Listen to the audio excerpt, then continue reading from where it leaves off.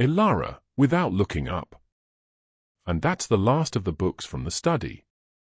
I've separated the obvious junk, we can donate it. The rest we'll have to go through. See if there's anything actually valuable. Cassian doesn't respond. He traces a pattern on the dusty glass. Ilara sighs. Cassian. Are you helping or are you just going to commune with the fog? Cassian, quietly. It's not fog. It's a ha. It's different. It has weight. Memory. Ilara, Rite. Because sea mist is famous for its autobiographical tendencies. Look, if we power through, we can be done by nightfall. Catch the last train back to the city. Leave this place behind. Cassian, we can't leave. Ilara, we can. We are. The solicitor said the sale is practically final. This isn't our home, Cass. It hasn't been since we were kids. It's just a house full of dead things. Cassian, that's why we have to stay. Tonight. Ilara stops packing. Why? Cassian, it's the anniversary. A beat of silence. Ilara's efficient demeanor cracks slightly. Ilara, I know what day it is. Cassian, then you know what tonight is. The Rite. Ilara, oh, for heaven's sake. Not that again. Cassian, we are not children anymore. We don't play along with Aunt Morwenna's creepy little superstitions. Cassian, it was never a game to her. Or to Dad. Ilara, Dad is gone. Mom is gone. And their rituals didn't change that, did they? All that nonsense about guiding the departed and honoring the veil. It's just stories people tell themselves to feel better about loss. It's not real. Cassian, how can you say that? You of all people. You spend your days digging up bones, trying to read the stories of the dead. Ilara, science. I use science. Carbon dating, soil analysis, osteology. Not. She gestures vaguely at the room, candles and chants and leaving out a plate of seed cake for a ghost. It's nonsense. The front door creaks open. Morwenna stands there, shrouded in a black coat, a worn leather bag hanging from her arm. She is a severe silhouette against the grey outside. She steps in, closing the door with a definitive thud. Morwenna, her voice is low, gravelly. It is not nonsense, Ilara. It is respect. Something your generation seems to have mislaid along with its sense of history. Ilara, Aunt Morwenna. I didn't know you were coming. Morwenna, where else would I be? On this night? This is where we are needed. The items are prepared? Cassian, they are still in the chest. We haven't. Ilara, we haven't done anything because we're not doing it. We're packing. We're leaving. This ends tonight. Morwenna fixes Ilara with a piercing stare. She slowly removes her gloves. Morwenna, some things do not end simply because you wish them to. The Rite is not for you. It is for them. It is our duty. The duty of this family. Your father understood that. Ilara, my father is dead. And this morbid obsession with the dead is what killed him. The grief. The clinging to the past. He never got over losing Mom, and you encouraged it. All this performance. Morwenna takes a step forward, her voice dangerously calm. You think you know so much, with your city education. You think the world is only what you can put under your microscope. But there are older truths in this world, girl. Deeper currents. Ignore them at your peril. Cashin, Ilara, maybe we should just do it. One last time. For them. Ilara, no. I'm done. I'm done with this house, done with the sadness, done with the secrets. If you want to stay and play seance, fine. But I am finishing this packing and I am leaving. Ilara turns her back on them and starts aggressively stuffing papers into a box. Morwenna and Cassian share a look. Cassian looks pained. Morwenna's expression is unreadable. She places her bag on the table and begins to remove items, a large black candle, a small, tarnished silver bell, a worn journal. The lights fade slightly, focusing on Ilara's frustrated work and Morwenna's deliberate preparations. An hour has passed. The mist outside the window has grown thicker, swallowing the world outside. The room is darker.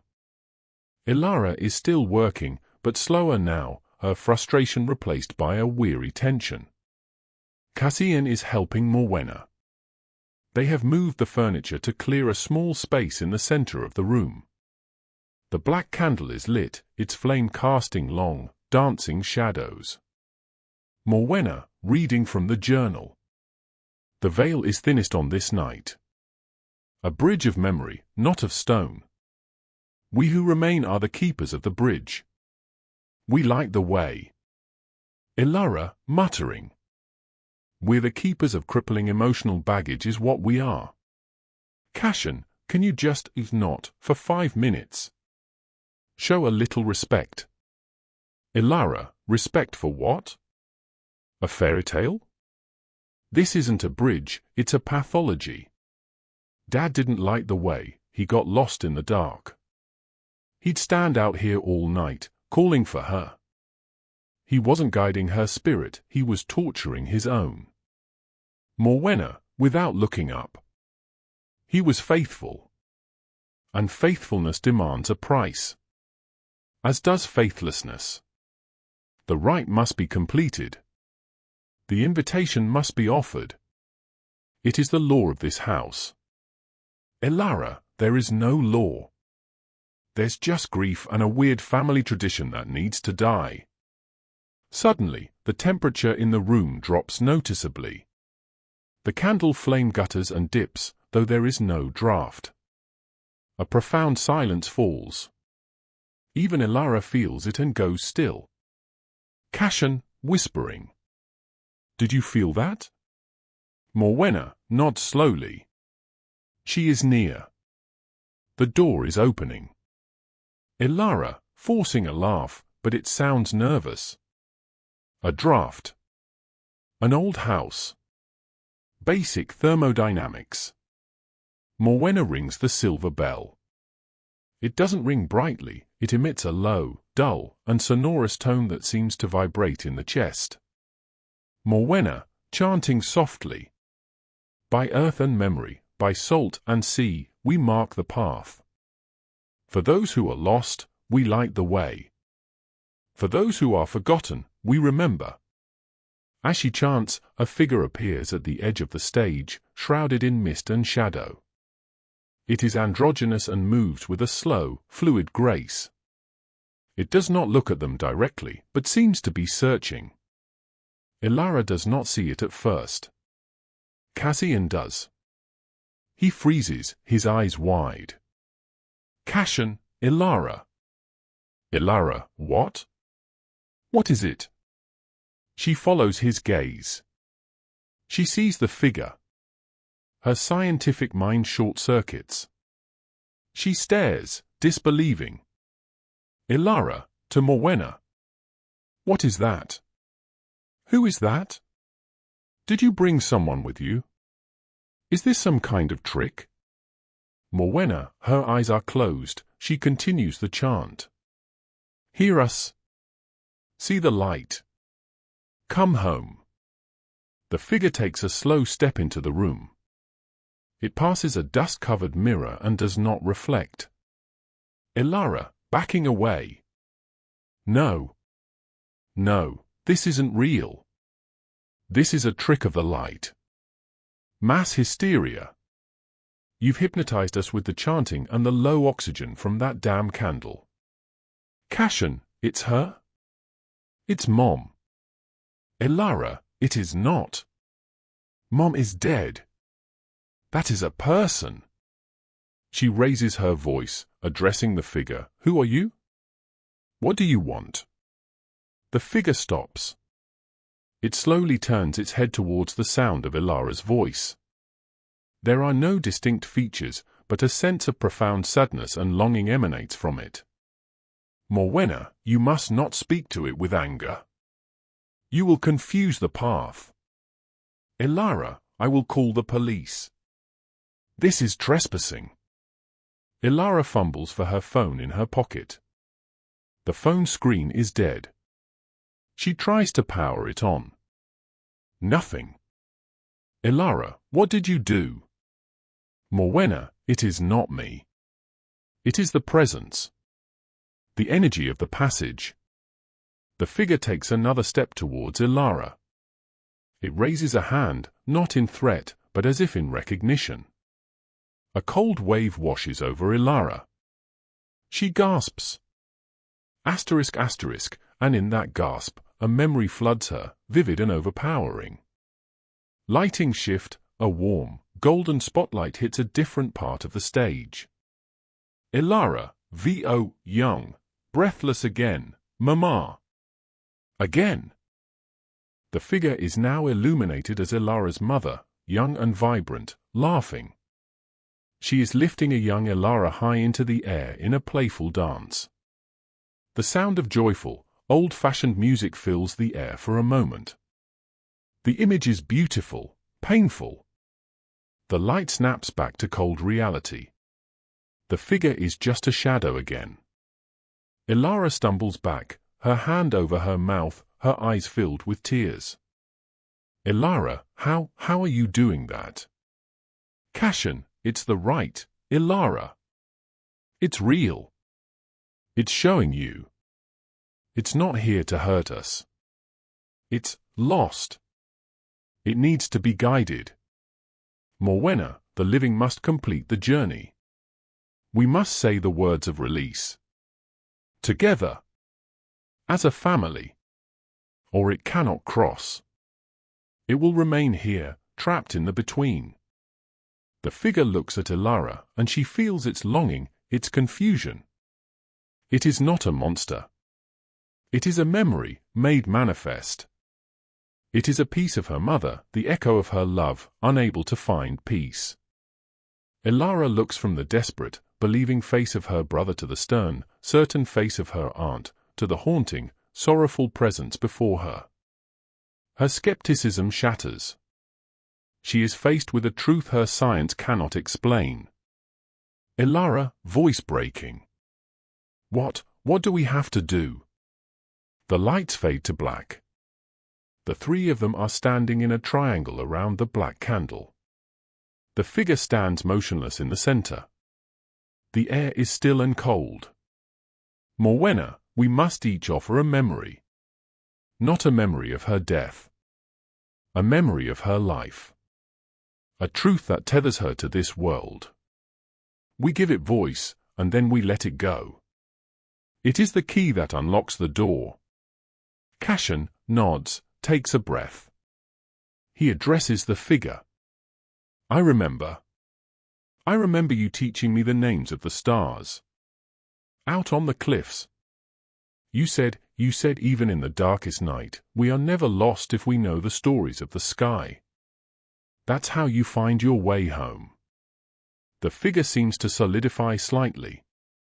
A sense of warmth and gratitude radiates from it. Cassian smiles sadly, a tear rolling down his cheek. Morwenna, her stern facade softens. I remember my sister. Her stubbornness. Her laughter that could shake the windows. I remember her strength the day each of you was born. A light so fierce it could have powered this house for a century. The figure turns to Morwenna and gives a slow, slight nod of acknowledgement. The connection is palpable. Both look at Elara. She is trembling, overwhelmed. Cashin, Ilara. Your turn.